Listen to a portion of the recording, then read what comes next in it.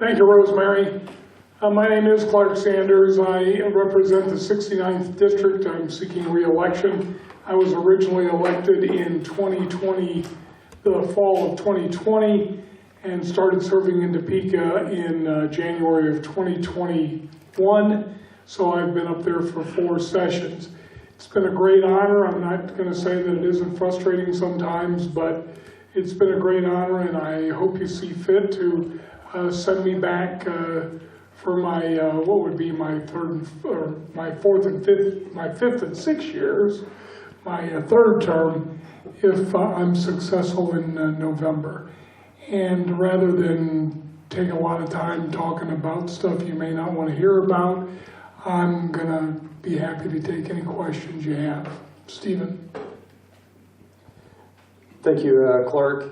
Again, my name is Stephen Howe. I'm the state representative from the 71st District, which is basically the east side of Saline County. It kind of starts around downtown, and it kind of, the border goes down close to Kansas Wesleyan, but not Sacred Heart, and down south, Ohio, and so everything east of Ohio is generally mine in my district. So I currently serve as chair of the Higher Education Budget Committee and serve on the Appropriations Committee in the House.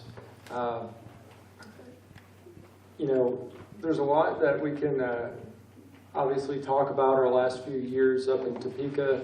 You know, when we were first sworn in, January 11th, 2021, it was still, you know, the pandemic was going on, and they would only allow, I think, 11 of us in the chamber at a time to be sworn in, and they made us wear masks and things like that, and so we took our oath of office with a mask on, I think.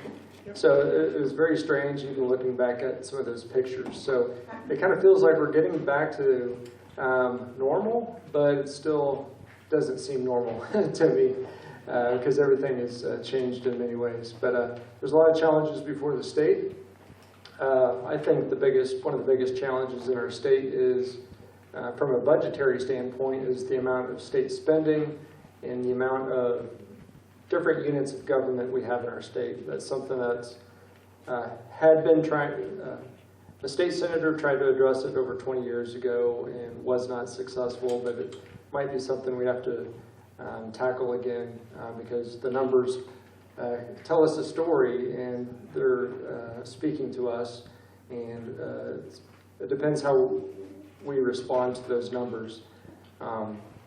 If you compare the state of Kansas to our surrounding states, we have the highest debt per capita than any surrounding state, and you know, I hope to be part of a solution to get us on a better track for state spending and allow us a better opportunity for people in the private sector who want to invest their dollars in Kansas to do that so they can create jobs, because I don't believe politicians create jobs. So I'll reserve the balance of the time for any questions you guys have, because tomorrow, both Clarke and I go back to Topeka.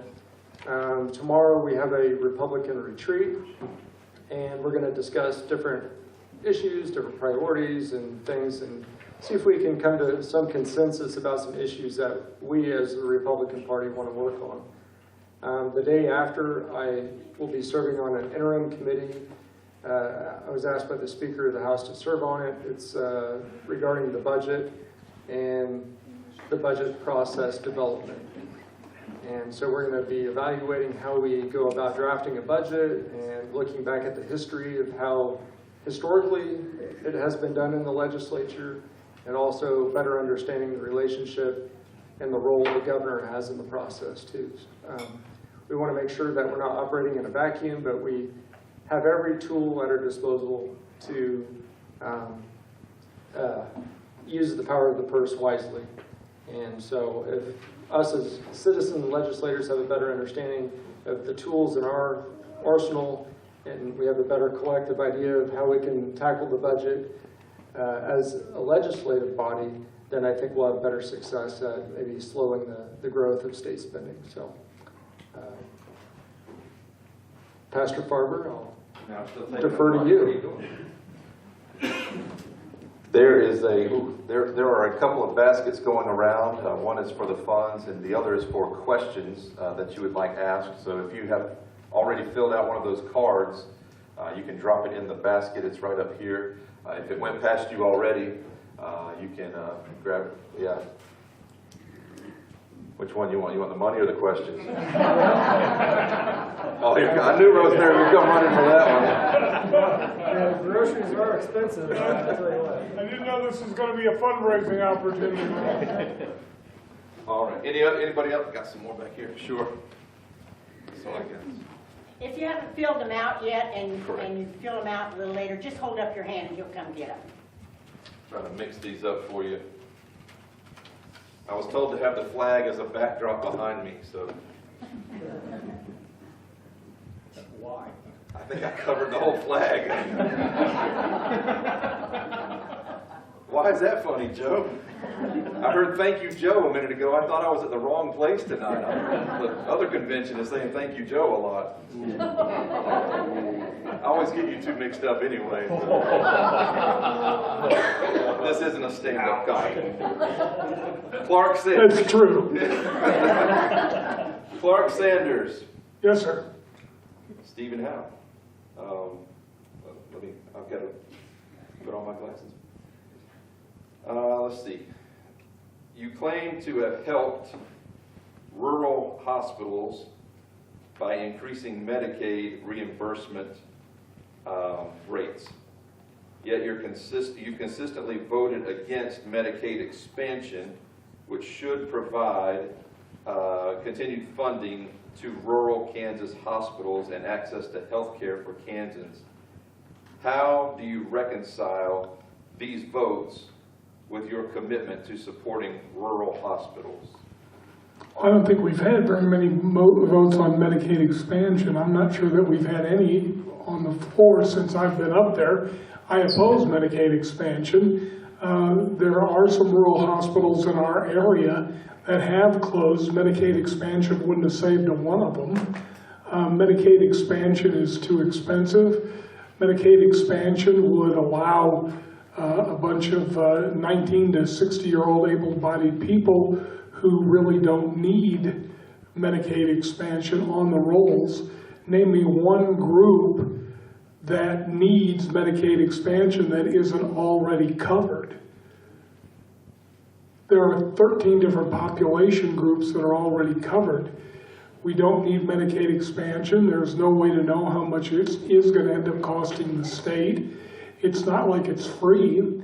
It's not like the federal government would come in and pay for all of our Medicaid expansion. And the fact of the matter is that state after state that has expanded Medicaid is finding that their portion of the bill keeps growing and growing. You know, that money that we don't spend on Medicaid expansion can be used for something we really need, like additional funding for special education. We don't need to be putting 140,000 able-bodied 19 to 60-year-olds on Medicaid. Thank you. You know, I got my first experience in understanding the healthcare system when I became a dad and a parent, and I quickly learned that, you know, although hospitals are well-intentioned, as well as our physicians, it's not really set up necessarily for the patient at all times. And, you know, looking at the bills and how much things cost, as a consumer, you really have no control. You know, you go to the doctor, depending on what insurance you may or may not have, you get adjusted and you get a certain rate, and you have no idea until you get kind of the explanation of service or the explanation of benefit in the mail. And so whether it's Medicaid, a state-run and federal partnered program, or it's private insurance, consumers really are not empowered to be in the driver's seat. And so I want to look for ways that we can empower consumers rather than support a legacy system, you know, that's been around for quite a long time. I'm not saying it's all bad, but, you know, when it comes to price, you have no control as a consumer. For instance, I got the itemized bill from my son. He broke his ankle last fall. He had a subsequent re-injury to that same ankle, required surgery. I was looking at the itemized bill. He was billed like $4,000 just for his less than 1 hour in the recovery room. $4,000. So the average person that's out there working, how long does it take them to make $4,000 and pocket that away? But yet, that's built into the price of healthcare. It just does not make any sense to me. I mean, the hospital is supposed to be a non-for-profit entity and whatnot. So there's a lot of questions I would like to ask before we, if we were to discuss Medicaid expansion. There's a lot of other things I think are worth discussing as well. So, Thank you. This one is specifically for you, Clarke. It says, what are you looking forward to most in 2025? Royals win the pennant. Now, we've got a lot of work yet to be done. We made some progress on taxes this past year, but we got a long, long way to go. We didn't really do anything to address property taxes, which are exorbitantly high in the state of Kansas. And so we've got a lot of work to do relative to taxes. And I'm looking to be a positive influence in that area. I do serve on the tax committee and have been on the tax committee for 4 years. We've got to get reliable internet in the rural areas of this state.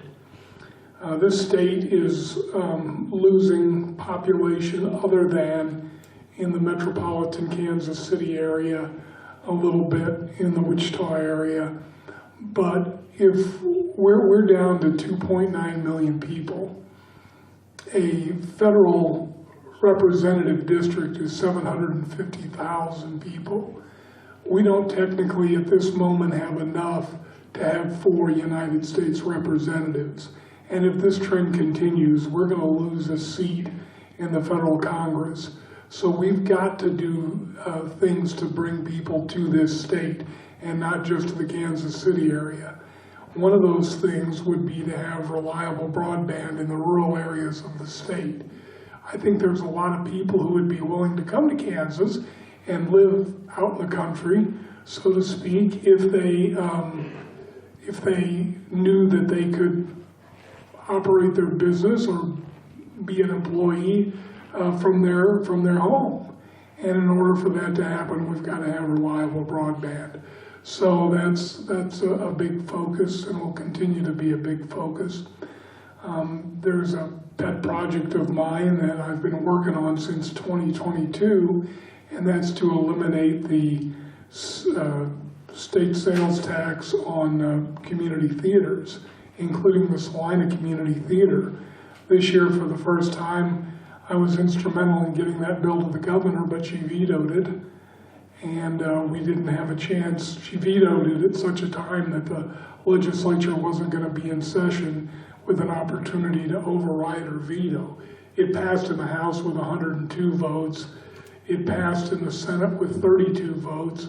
We only need 84 in the House to override a veto, and we need 27 in the Senate to override a veto. But she was clever enough to veto it at a time that she knew we couldn't vote to override it. So I've started that work. I've been working on that for 3 years. And I want to get back and I want to get that done this year in 2025 if I have the privilege of returning. Thank you. Steve, do you have anything you're looking forward to this year, or you just want to let Clarke have that? next question. Next question. Point taken. This question says, is there any chance of passing anything to limit or ban abortions in the state?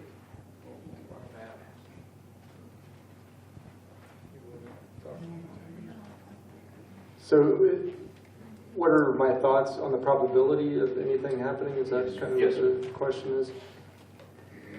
Well, if the last 4 years are any indication of future progress on the issue, I guess I'm not too hopeful that the legislature is going to, have the votes to do that. But,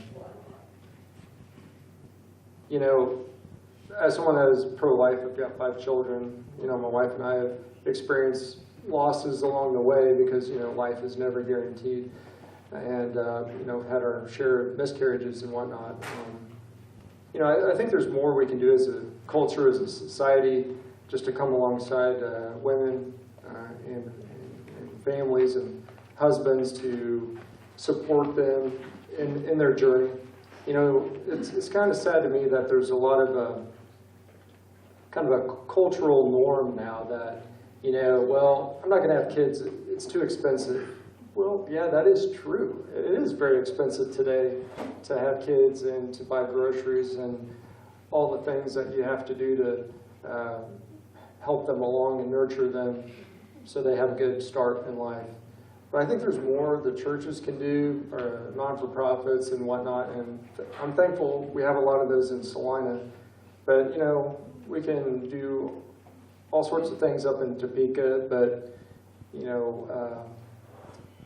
it really comes down to the heart, and in my opinion, that you change hearts one at a time, and through actions, through service, through things like that. Court cases and whatnot, I'm not sure they have the same effect as reaching out and ministering to families and whatnot, and sharing hope with them. So I guess I'm a little disillusioned and trying to understand all the complexities of the judicial system and what strict scrutiny means and all these things. And we had a ballot initiative, value them both, which I had high hopes for, but a lot of out-of-state money came in and definitely confused voters on both sides, probably.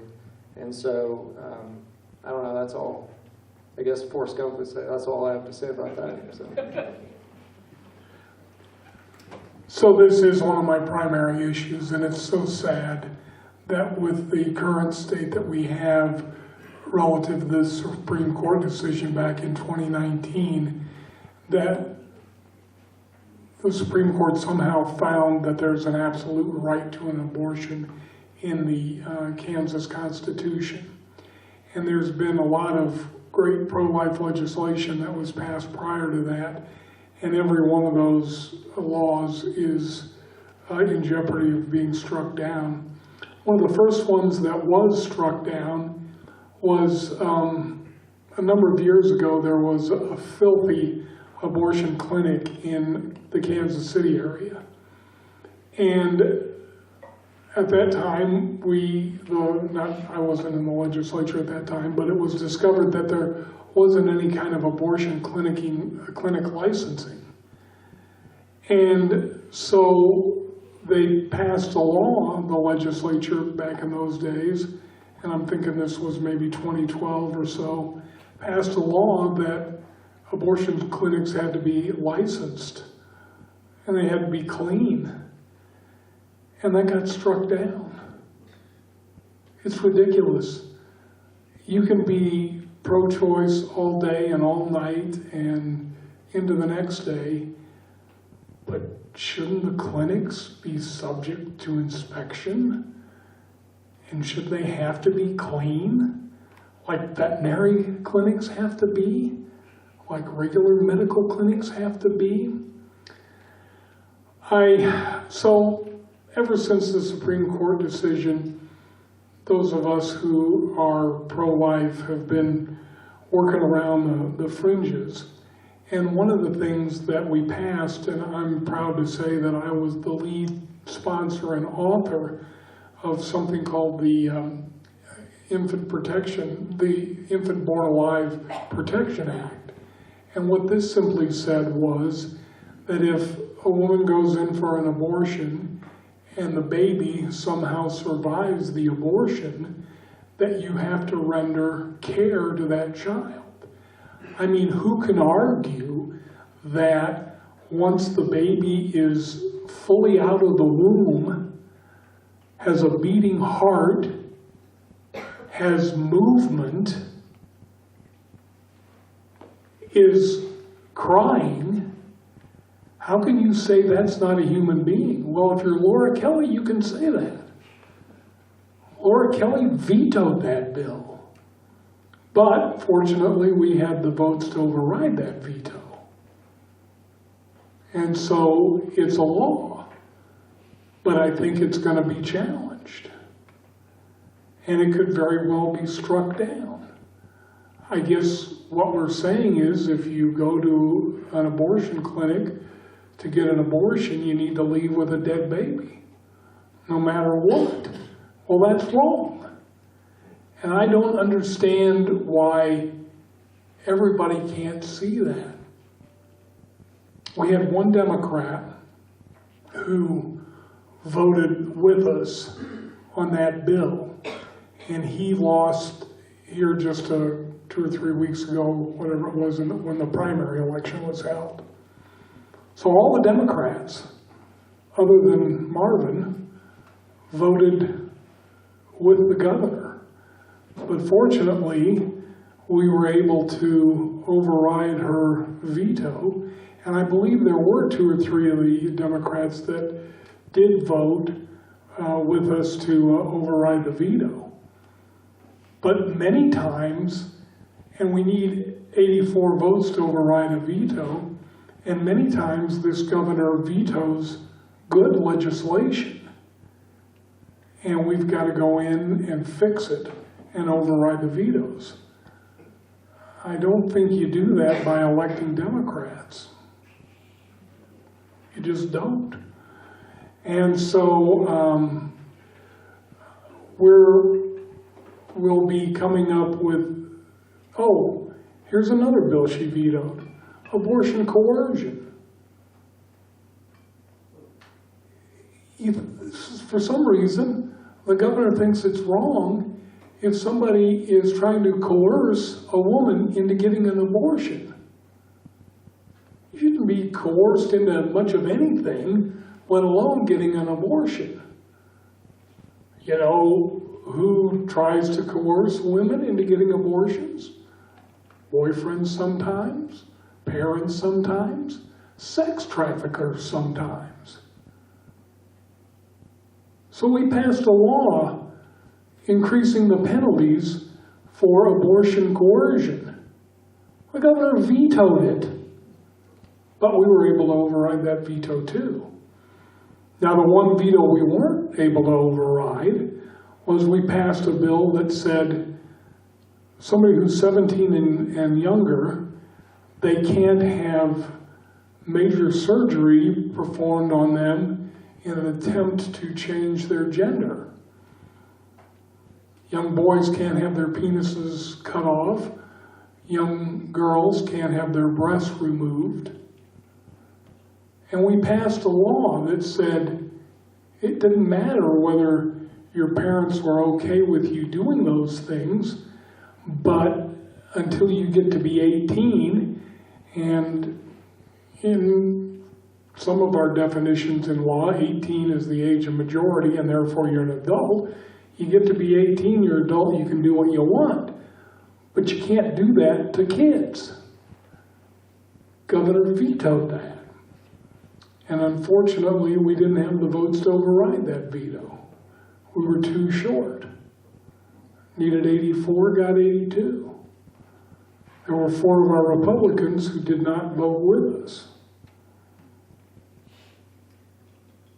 So there's a lot of things to be done relative to these issues. And I'd like to go back and continue my work in this area. Thank you, Clarke, for your leadership in the House on that issue. Just want to be clear that I adamantly oppose abortion. You know, that Clarke is right that state Supreme Court ruling that said there's a, you know, constitutional right to an abortion in the state of Kansas, and when they were drafting our state constitution and Bill of Rights, that was not an issue. You know, I think more the issue was whether Kansas was going to be a free state. But now, since that ruling, we have people coming into our state en masse seeking abortions. You're free unless you're in the womb, you know. And so something has got to change. We will be judged, I'm sure. So. And I would like to reiterate one thing that Stephen said. We can and we should pass the legislation that we can pass. We should do that. But he's right. It's got to change in people's hearts. We can pass laws all day and all night, but until people's hearts change about this. Many, many years ago, I went to a museum, and it was a museum that showed some of the things that had happened to slaves. And one of the things that I saw was something that looked like a bear trap, only instead of it being round, it was oval. And the person who was given the tour said, this is because when the runaway slave steps in the trap, it'll come up enough to break his leg above the knee. And he won't be able to run anymore. And you know why we had slavery in this country? Because at one time, it was believed that certain people weren't really human beings. And we didn't have to treat them like human beings. Treat them like animals. Well, that's the way it is with the abortion issue. That's an unborn baby, an unborn human being. Some people don't get that. And until your heart changes to the point that you understand that that's an unborn human baby, we're not going to see change. Not real change, but we do what we can. This question is for Representative Howe. It says, what debt does Kansas have? And a follow-up to that is, what spending, if any, are you proposing to cut? All right, so I just wanted to get to my Kansas Fiscal Facts is a huge publication. The Kansas Legislative Research Department, they're Kansans that work on your behalf, on behalf of the legislature. They do research.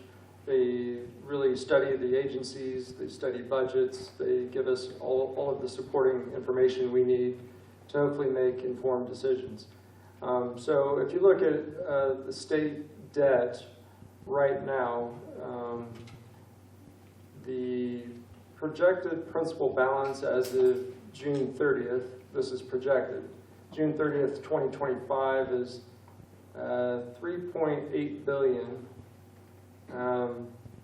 And the debt service is attributable to 36% is to highways, 26, almost 27% is to KPERS pension bonds, 18% is our state universities, revolving fund water projects is 6.6%, and all the other agencies are about just over 11% of that total state debt.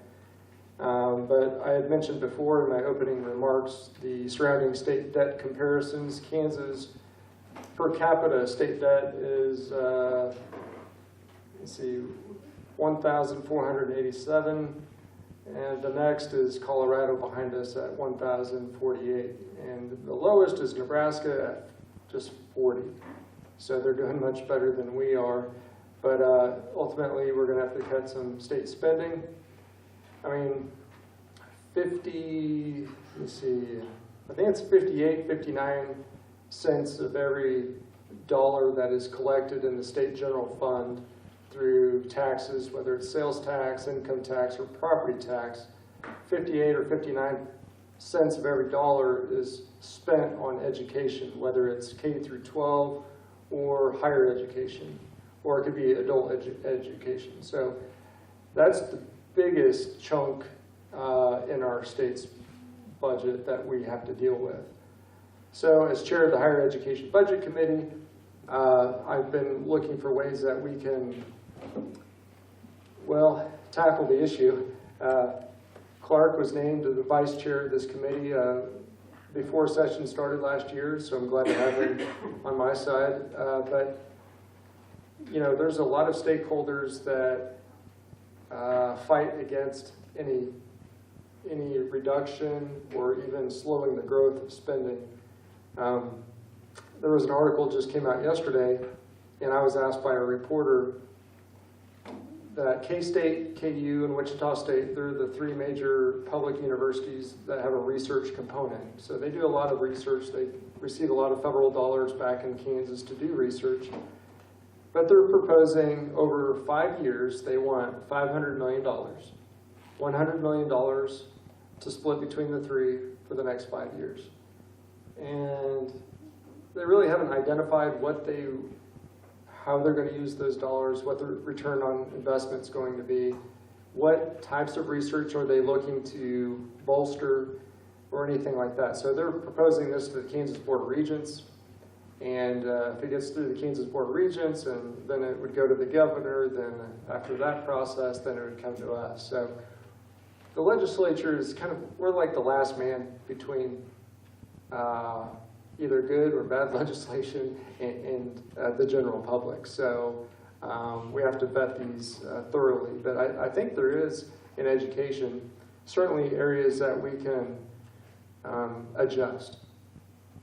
Now, there have been some universities that have made some adjustments. Emporia State University had brought on a new president. He doesn't come from the higher education world, but he was a graduate of Emporia State University. He had a lot of great private sector experience, came in and tried to realign systems and programs and funding.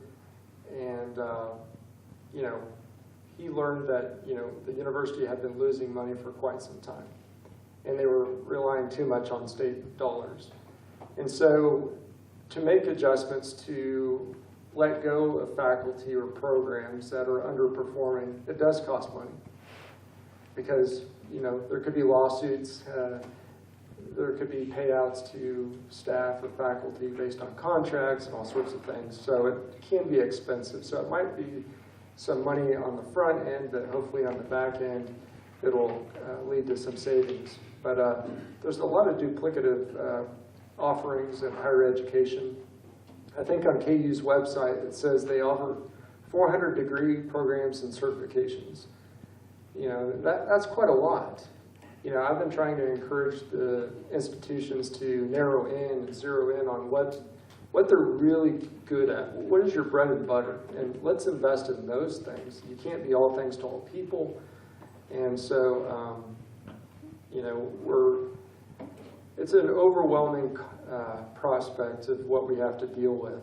And I don't know, it's going to take more than just the legislature. It's going to take, you know, alumni. It's going to take you guys putting pressure on us, but also on your, if you've gone to college here at one of our institutions, to contact them, let them know what your thoughts are.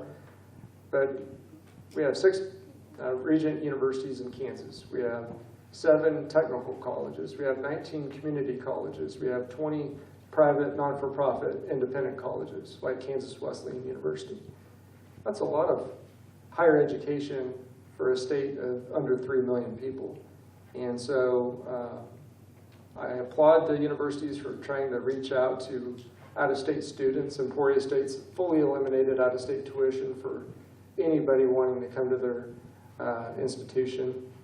Wichita State's been very aggressive about offering some of those same things to people along the I-135 corridor, going down to Dallas-Fort Worth and through Oklahoma City. There's a lot of students coming up this direction because it's more affordable up here, but you know, they keep asking for more and more money, and I don't know when it's going to stop. And I've asked the institutions, you know, what are you willing to give up?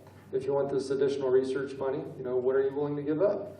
But you never really get too much of an answer. So I have a feeling they feel like they can outlast us. So, because legislators come and go, and so.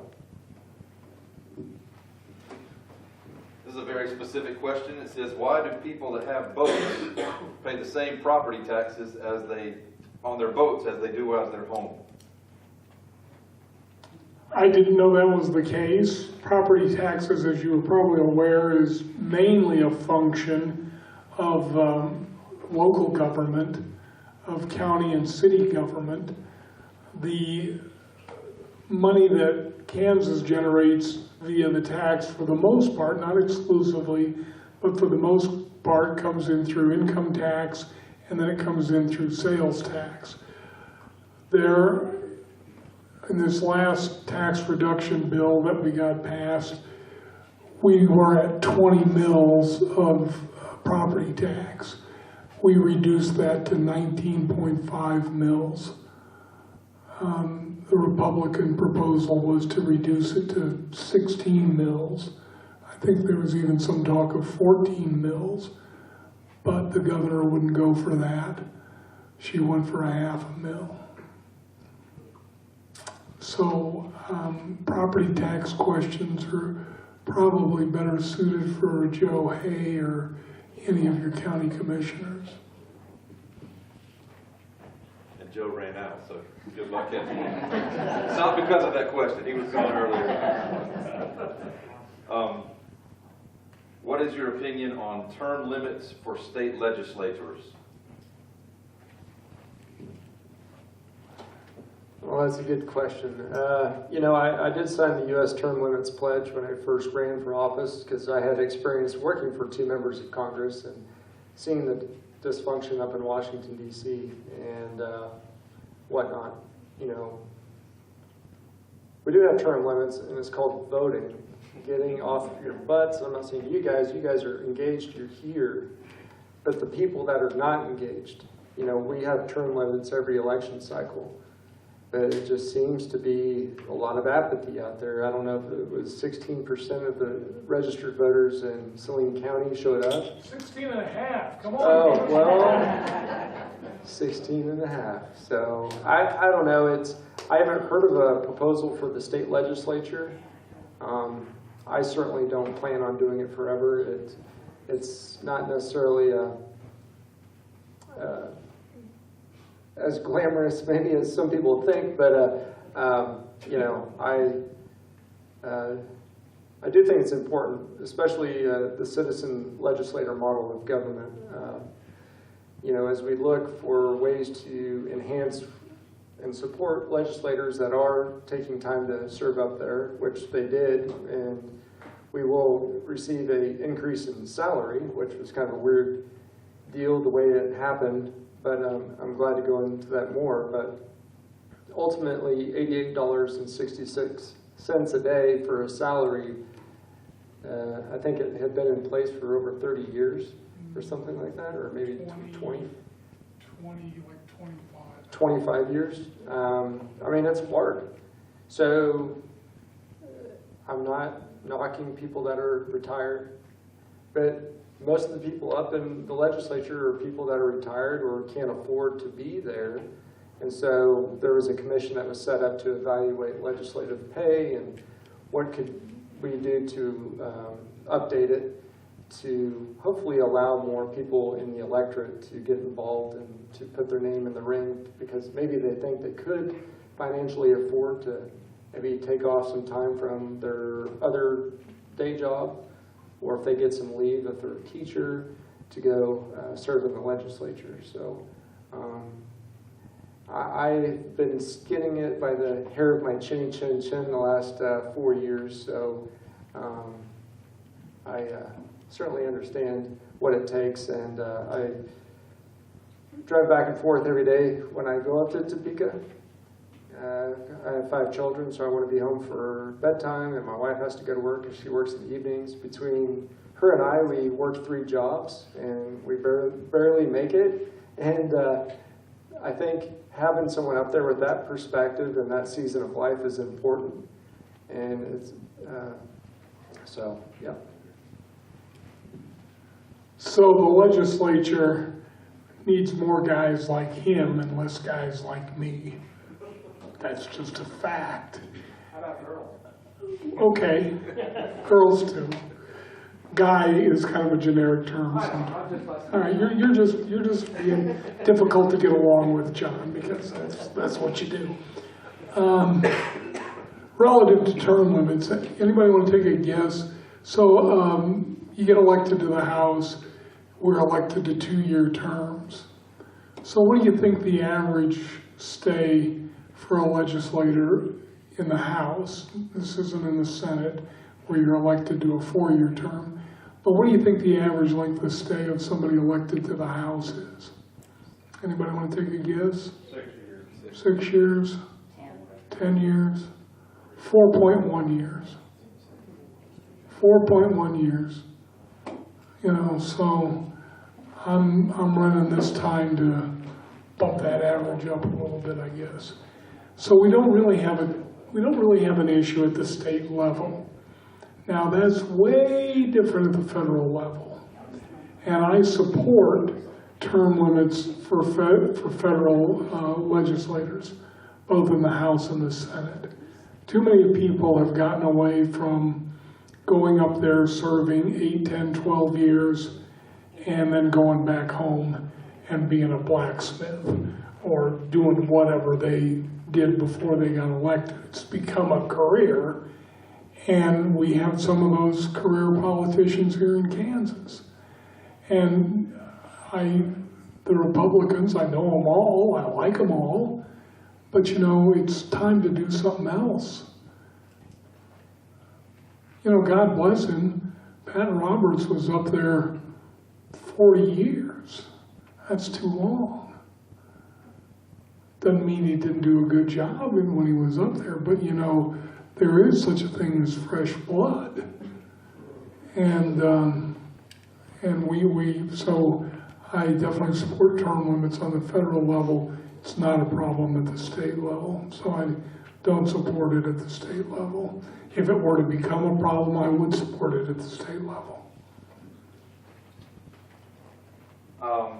Representative Howe, I believe you brought up senior citizens and property taxes. This question says, has the state of Kansas ever considered giving senior citizens a break on their property taxes? For instance, a ceiling on taxes or a homestead exemption, that type of thing. Well, I believe the Representative Sanders to my right, he's been serving on the tax committee. He might be more aware of some of the discussions on this matter than I am, but I believe there is a homestead tax exemption. I can't recite exactly what all the qualifications are, but I do believe we have some version of that in Kansas.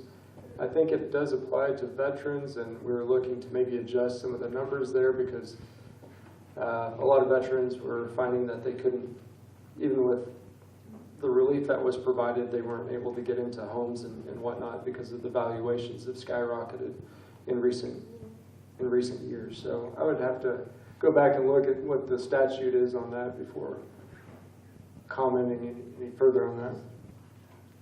But again, the main thing to keep in mind is property taxes for the most part are local.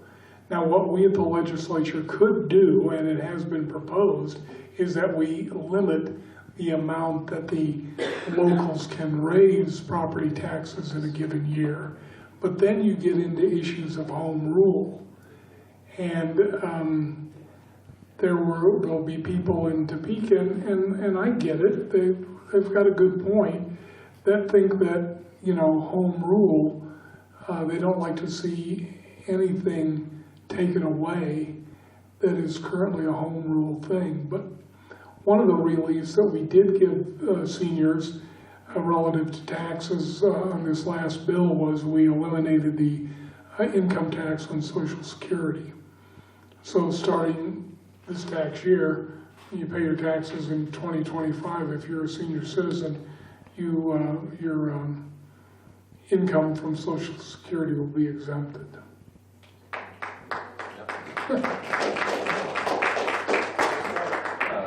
Clarke, this is a follow-up to a proposal you mentioned earlier. If you propose sales tax exemption for the Salina Community Theater that you were talking about, and they're in the Star Bond district, have you considered how to eliminate or to combat the shortfall or loss of taxes there that could be replaced. So what's our overall budget, Stephen? 8.7 billion, something like that? Just state general fund budget, It's over 10 billion, over 10 billion. pretty close to 11.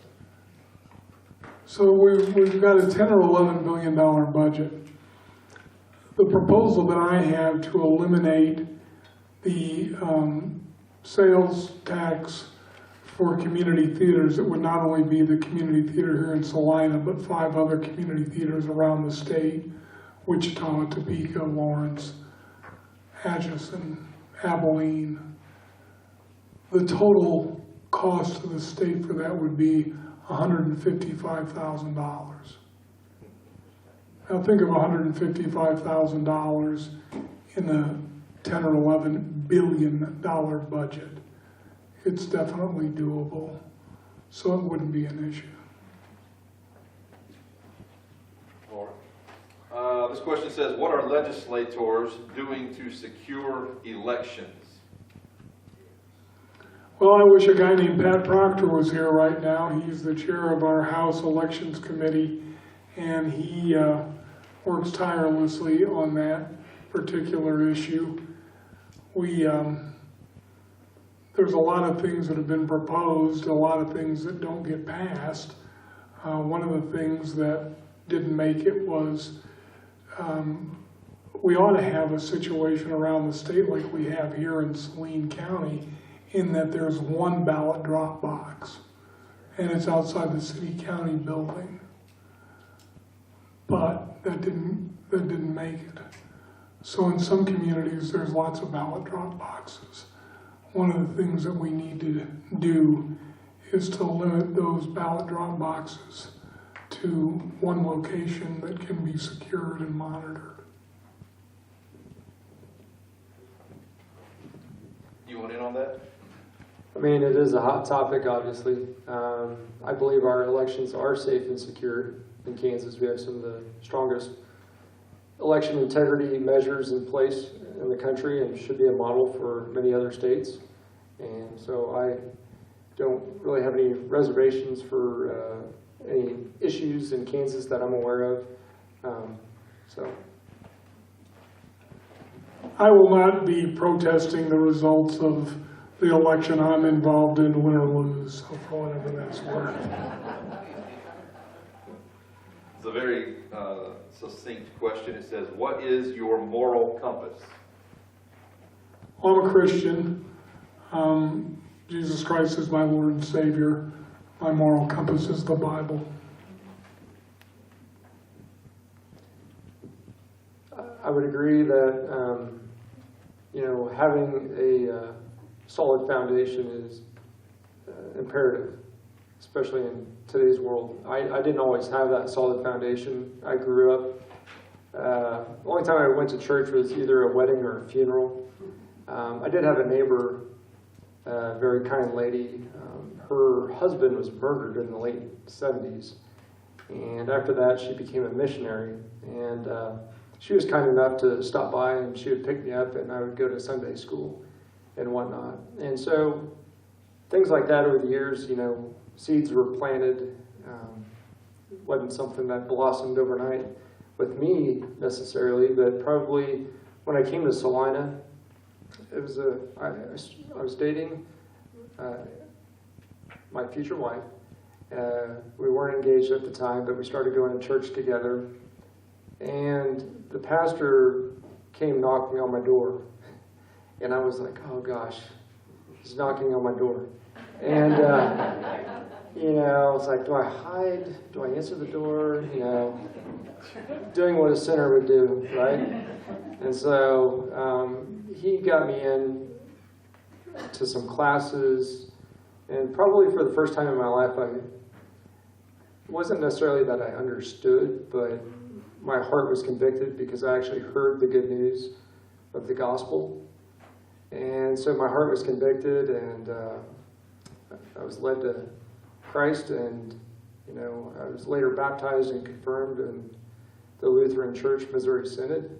And so I've been going there ever since, and had served as elder for some time and gone through some pretty tough times as a congregation, and I guess that's okay because there's a lot of people in the same boat as you are. And so I find comfort in God's Word and what He's revealed to us as His children, and so that gives me hope and something I'm not ashamed to cling to. So thank you. Here's a little trivia about Stephen that you may not know. Now, my lovely wife is here in the third row in her beautiful Republican red blouse.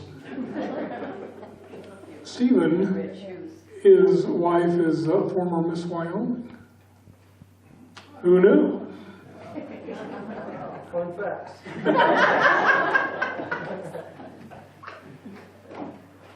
Learn something new every day. I'm having some trouble reading this question, so if it's your question and I read it incorrectly, feel free to correct me. By the way, you all have tremendous handwriting. How do you feel about renewing the ad valorem property tax to reduce the burden on local taxpayers? I don't think it much matters how we feel about it. It's not going to happen. I mean, it just isn't. And finally, we got it off the books here this past session. And so maybe it's a good idea, maybe it's a bad idea. It's not going to happen. Yeah, so as I understand it, that was part of the compromise between the governor and the speaker and the Senate president. And one of the things that was agreed upon was to do away with this ad valorem tax system or fund. But in all actuality, it hadn't been really used in like 20 years. Since the early 2000s, I think, was the last time it was actually utilized in its proper form or whatnot. So it's always been a talking point and something that's kind of stifled the debate on taxes and whatnot. So I think we can kind of move on from there and look for some other ways that we can tackle property taxes moving forward. So, Does anybody else have a question they did not turn in? Now we're going to know who it came from. This one's anonymous. Hold on. Big way down in there. There's another one. Oh, there we go. Oh, now we'll be able to tell which one's not who. Let's see whose handwriting I can read.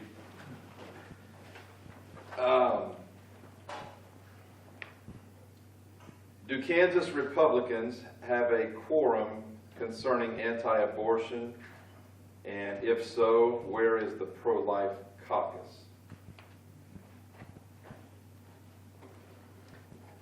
I would say there's not necessarily a quorum. I would say we do have a supermajority, like on some specific bills, that there's been enough consensus that we've not only been able to get most Republicans on board, but we've been able to get a few Democrats as well. So it's hard to say. You know, a lot of times in the media they'll say, oh, you know, the Republicans have a supermajority. Well, yeah, perhaps on paper when you look at who has an R behind their name, but it really depends on each bill that comes across the floor and whether or not there's 84 like-minded people that are willing to agree in the same fashion. So I wouldn't say necessarily there's like a lock, stock, barrel across the board quorum on any issue, including abortion or life issues. Ditto. Saw that one coming. This is for Representative Howe. It says the state education budget is always contentious between the K-12 budget committee and the legislature.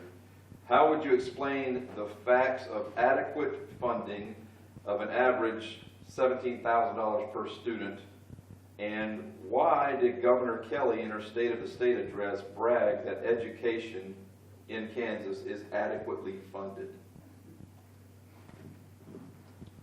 I can't really speak on behalf of Governor Kelly. You see, I would say, $17,000 a year is quite a lot if you break it down per pupil, right? You could send 3 students to Cornerstone Classical School, full tuition for probably $14,000. And so I think there is maybe a question that we have to ask ourselves as it relates to dollars. But public schools do have to do a lot of things that private schools do not have to do. And a lot of that is because of federal mandates, special education reforms of the 1970s. Did a lot of great things. It integrated people that would normally be institutionalized to a facility to integrate them into the mainstream population of a school building. So I think those things are critically important, but they do cost quite a lot of money. And so I think that's maybe what the discrepancy is a little bit if you were to compare apples to oranges between public and private schools. The thing that I dislike about the whole discussion, whether it's school choice or other issues, it gets so confusing. The school finance formula that we have is very confusing. And just when you think you understand it, you don't, because you learn there's another layer of the onion that you got to peel back to understand. And so it's very complex. Not only that, it's hard to explain to other people because it is quite a thing to learn.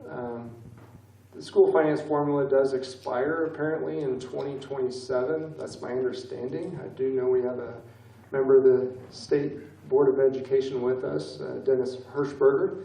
So Dennis, would you want to raise your hand so people want to ask you questions afterwards? Dennis does represent this part of Kansas on the state school board, so thank you, Dennis, for your work on that. But, we're spending more money on K through 12 and higher education in Kansas with fewer students. And, at some point we've got to ask ourselves, can we keep going down on this trajectory, declining enrollment and more money. So I was on the education committee for the first 2 years I was up there, and when I had the opportunity to become vice chair of the higher ed budget committee, I had to give up the education committee. One of the things that I learned when I was on the education committee was the way it was explained to me that all the school districts have 37 different buckets that funding goes into. And it's very difficult to move money from one bucket to another bucket. And that shouldn't be. We ought to empower our local school boards to use the money as they best see fit. And obviously, the issues in Kansas City are going to be different from the issues in Salina, are going to be different from the issues in Goodland. And so we need to empower the local school boards to be able to use the funds they do have in the manner that's best for that district.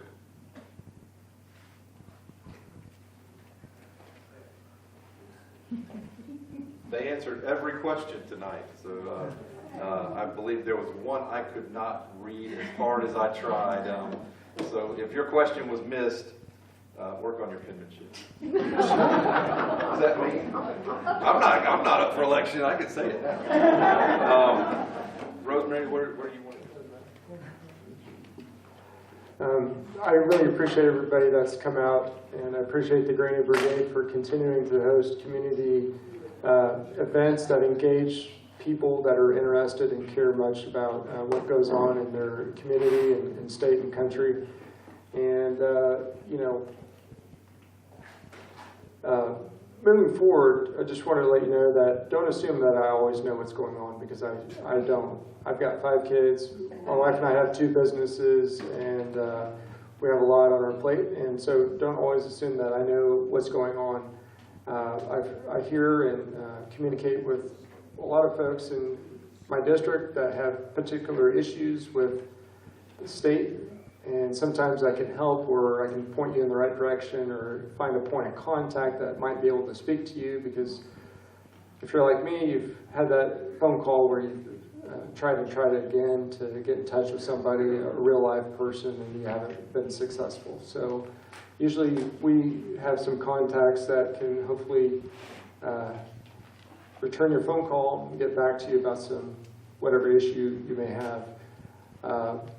In October, I'll be up in Topeka for 2 days. The speaker also, when I said to the speaker, hey, if you need me on an interim committee, feel free to let me know. Well, I read the newspaper one day this summer, and I guess I got appointed to the medical marijuana interim committee. So I guess careful what you wish for. But if you guys have any particular feedback for me, or concerns or questions that you want me to ask when I'm on that committee, let me know. I'm not really sure what the format of the committee is going to be. It was requested by a state senator from the El Dorado area, and so I think there are some people down there that have a financial interest in seeing medical marijuana come to fruition in Kansas, so that might be the reason that committee came about. So feel free to contact me. I've got some business cards, so after the meeting, if anybody wants one, I'll be glad to give it to you. Thank you. I would just conclude by asking for your vote, but even over and above that, encourage everybody to get out and vote. I was raised that it's your duty and responsibility to go to the polls and vote. Now, that being said, you guys are all doing a great thing here tonight. You're informing yourself.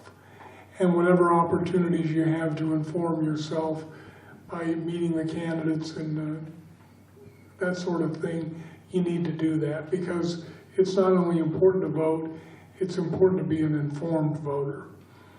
Now, Stephen here, he didn't have a primary race, nor does he have a general election opponent. So if you were thinking about giving money to him, don't.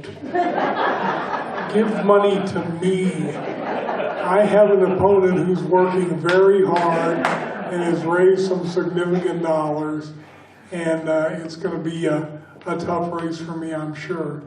But I would ask for your vote, and secondarily ask for your political donations. And I think we'll leave it at that before I get myself in any more trouble.